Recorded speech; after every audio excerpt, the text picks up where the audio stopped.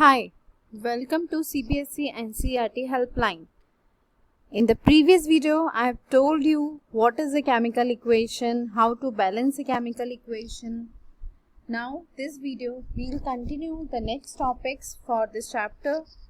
So, first of all, do not forget to subscribe my channel and like this video. Types of chemical reaction. There are different types of chemical reactions. Combination reaction, decomposition, single displacement, double displacement, redox reaction, endothermic, exothermic, precipitation and neutralization. Now we will see what is combination reaction. As the name implies, combination means we are combining two things or two elements together. So in a combination reaction, two elements or one element and one compound or two compounds combine to give one single product. In this diagram you can see here there are three molecules of Mg plus two atoms of N combines to give Mg3N2. So here there are few examples of combination reactions. H2 plus Cl2 gives you 2HCl, 3Mg plus N2 gives you Mg3N2. Now decomposition reaction. Decomposition reaction क्या होती है? जब एक single reactant decompose होता है with the help of heat, light और electricity to give to और more products, तो इस तरह की रिएक्शन को हम कहते हैं डिकम्पोजिशन रिएक्शन. ठीक है. अब डिकम्पोजिशन रिएक्शन जब हीट की प्रेजेंस में हो तो उसको बोलेंगे थर्मोलिटिक डिकम्पोजिशन. डिकम्पोजिशन रिएक्शन जब लाइट की प्रेजेंस में हो तो उसको बोलेंगे फोटोलिटिक डिकम्पोजिशन. और डिकम्पोजिशन रिएक्शन जब इलेक्ट्रिसिटी की प्रेजेंस में हो तो उसको बोलेंगे इलेक्ट्रोलिटिक डिकम्पोजिशन. ठीक. नेक्स्ट है डिस्प्लेसमेंट रिएक्शन. डिस्प्लेसमेंट रिएक्शन क्या होती है? In this reaction more reactive element displaces a less reactive element from its compound और सॉल्यूशन. डिस्प्लेसमेंट रिएक्शन में क्या होता है कि जो भी मोर रिएक्टिव एलिमेंट होता है वो लेस रिएक्टिव एलिमेंट को डिस्प्लेस कर देता है उसके कंपाउंड या सॉल्यूशन से. अब रिएक्टिविटी कैसे डिसाइड करेंगे कि which is more reactive element and which is less reactive element? तो इसके लिए हम ऑलरेडी इस टेबल को पढ़ चुके हैं पहले, जिसमें कि मेटल्स की रिएक्टिविटी को उसके ऑर्डर के बेसिस पे दिया हुआ है. आप नीचे से ऊपर की तरफ जाएंगे तो the reactivity of metals will increases. तो यहाँ पे रिएक्टिविटी टेबल दी हुई है जिसमें आप इजीली ये देखकर पता कर सकते हैं कि which is highly reactive metal and which is less reactive metal. So the example of displacement reaction is Zn plus CuSO4. अब Zn is more reactive as compared to Cu. So Zn will displace Cu from its compound. So the solution or the product will be ZnSO4 plus Cu. Similarly, Cu plus 2 AgNO3 gives you CuNO3 का whole twice plus twice of Ag. Now double displacement reaction. As the name implies, in displacement reaction, displacement occurs only one time. In double displacement reaction, displacement occur two times. Means an exchange of ions between the reactants takes place to give a new product. So here Al2SO4 का whole thrice plus 3CaOH का whole twice. यहाँ पे क्या होगा? Double displacement होगा. Al इस compound से aluminium react करेगा हाइड्रोक्साइड आयंस के साथ. So it gives you 2AlOH का होल थ्राइस प्लस कैल्शियम अपने कंपाउंड में से लीव करके इस आयन के साथ रिएक्ट करेगा तो ये हो जाएगा 3CaSO4. From this diagram you can easily understand there's CH4 and there are O2 molecules, so which gives you CO2 plus H2O. Next is precipitation reaction. So in precipitation reaction क्या होता है कि जब हम दो solutions, किस तरह के सॉल्यूशन? जिनमें सॉल्ट हो, उनको जब कंबाइन करें तो एक इनसॉल्युबल कंपाउंड बनता है जिसको प्रेसिपिटेट कहते हैं. जैसे कि इस फिगर में आप देख सकते हैं ये येलो कलर का है, एक प्रेसिपिटेट फॉर्म हुआ है, तो इस तरह की रिएक्शन को हम प्रेसिपिटेशन रिएक्शन कहेंगे। फॉर एग्जाम्पल PbNO3 का होल ट्वाइस और ट्वाइस KI, ये दो एक्वस सोल्यूशंस हैं, इनको हमने कंबाइन किया तो इससे आपका बन रहा है 2KNO3 प्लस PbL2, और ये आपका एक तरह से प्रेसिपिटेट होगा PbI2 का। नेक्स्ट है redox reaction. Redox reaction basically क्या होता है, जहाँ पे ऑक्सीडेशन और रिडक्शन एक साथ होते हैं, इस तरह की रिएक्शन होती है रिडॉक्स रिएक्शन। अब ऑक्सीडेशन और रिडक्शन क्या होता है basically? Oxidation is a process in which any substance loses electron और हाइड्रोजन और गेन्स ऑक्सीजन।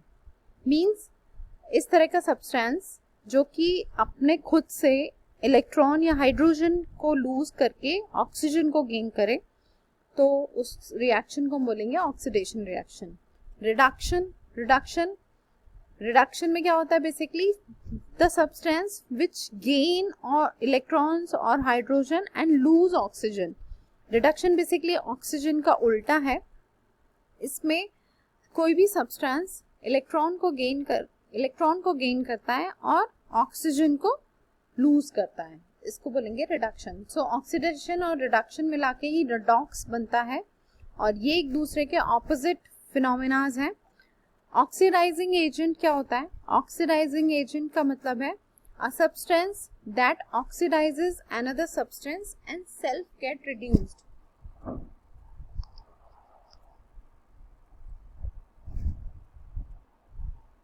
सो इसका क्या मतलब हुआ? एक ऐसा सब्सटेंस जो दूसरे सब्सटेंस को ऑक्सीडाइज कर दे, मतलब उसमें ऑक्सीजन ऐड कर दे और खुद से ऑक्सीजन लूज कर दे, तो इस तरह के एजेंट को बोलेंगे ऑक्सीडाइजिंग एजेंट। रिड्यूसिंग एजेंट क्या होता है? सिमिलरली एक ऐसा सब्सटेंस जो दूसरे सब्सटेंस को रिड्यूस कर दे और खुद को ऑक्सीडाइज कर ले, तो इस तरह के एजेंट को बोलेंगे रिड्यूसिंग एजेंट। जैसे कि फॉर एग्जांपल यहाँ पे Fe प्लस CuSO4 दिया हुआ है, तो यहाँ पे Fe SO4 के साथ ऐड हुआ, मतलब ऑक्सीजन यहाँ पे ऐड हुआ, तो Fe का ऑक्सीडेशन हुआ और Cu का रिडक्शन हुआ। ठीक है, तो यहाँ पे आप देख सकते हैं कि Fe का ऑक्सीडेशन हुआ और Cu का रिडक्शन हुआ, तो आप Fe आपका हो गया रिड्यूसिंग एजेंट और कॉपर आपका हो गया ऑक्सीडाइजिंग एजेंट। नेक्स्ट है endothermic and exothermic reaction. Endothermic and exothermic reaction basically जितनी भी केमिकल रिएक्शंस होती हैं उनमें से सारी रिएक्शंस या तो एंडोथर्मिक होंगी या फिर एक्सोथर्मिक होंगी। एक्सोथर्मिक रिएक्शन का क्या मतलब है? वो रिएक्शंस जब रिएक्शन के दौरान हीट इवेपोरेट हो या हीट इवॉल्व हो, तो इस तरह की रिएक्शन को कहेंगे एक्सोथर्मिक रिएक्शन। जैसे कि फॉर एग्जांपल यहाँ पे आप देख सकते हैं Al plus Fe2O3 gives you Al2O3 plus Fe plus heat. तो इस केमिकल रिएक्शन के दौरान हीट रिलीज हो रही है, तो इस तरह की रिएक्शन जो हीट रिलीज करे उसको बोलेंगे एक्सोथर्मिक रिएक्शन। और एंडोथर्मिक रिएक्शन क्या होती है? बेसिकली जब heat is required to carry out the reaction, heat की जरूरत पड़े उस रिएक्शन को कैरी करने के लिए, उस रिएक्शन को परफॉर्म करने के लिए, तो इस तरह की रिएक्शन हो जाएगी endothermic. For example 6CO2 plus 6H2 plus sunlight gives you C6H12O6 plus 6CO2। ठीक है, तो यहाँ पे sunlight in the form of heat is basically required to carry out this reaction. So most of the decomposition reactions are endothermic, मतलब जितनी भी decomposition reactions होती हैं वो endothermic होती हैं, और most of the combination reactions are exothermic, जितनी भी combination reactions होती हैं वो exothermic होती हैं। Next is corrosion. So corrosion is basically gradual deterioration of a metal by the action of moisture, air और chemicals in the surrounding environment. तो basically किसी भी मेटल का जो ग्रेजुअली डिटेरिएशन होता है और ड्यू टू मॉइस्चर, एयर और केमिकल,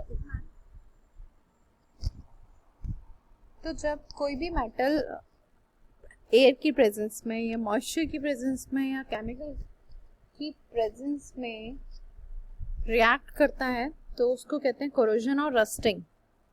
सो इसके लिए रिएक्शन गिवन है 4Fe + 3O2 plus XH2 gives you 2Fe2O3 into XH2. That is basically a rust. This compound with water molecule. तो ये यहाँ पे रस्टिंग शो कर रहा है।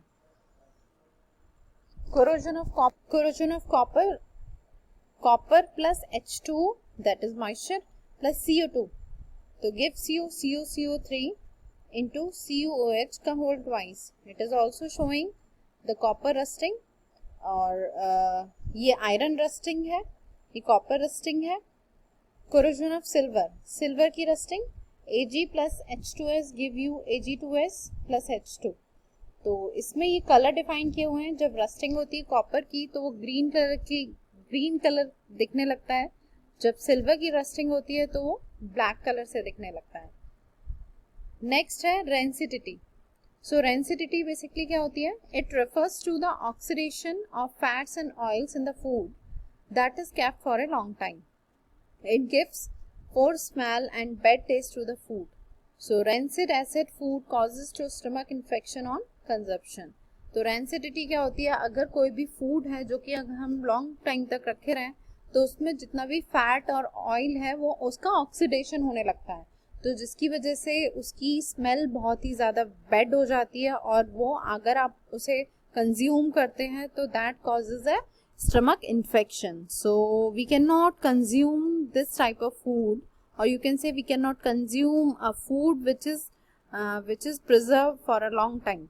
So for such prevention, for this, use of airtight containers, packaging with nitrogens, refrigerator and addition of antioxidant or preservatives.